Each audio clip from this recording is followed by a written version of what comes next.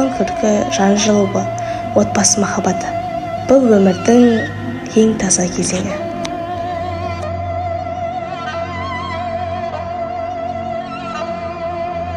Уақыт өтті. Кішкентай қыз енді бойжеткен. Арманы алысқа жетелейді. Қызғалдақтай нәзік, еркін далада қиялға беріледі. Бірі тілмен, бірі жүрекпен, бірі намыспен күресіп жатыр. Бұл тек жарыс емес, лайықтыны анықтау жолы.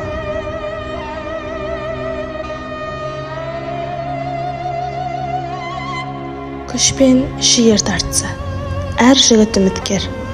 Бірақ жеңіс біреуіне ғана тиесілі. Ат жарысы салт емес, болсын.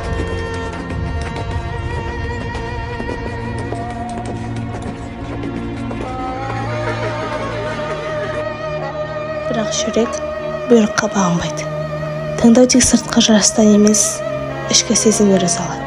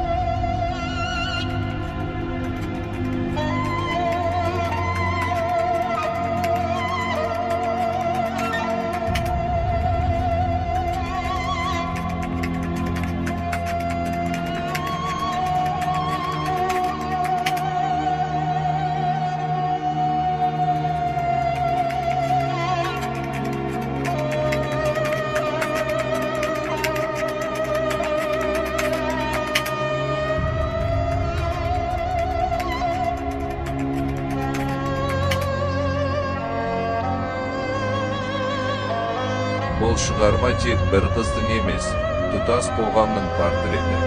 Этнографиялық дәлдік, терең психология, сатира бәрі осы туындыда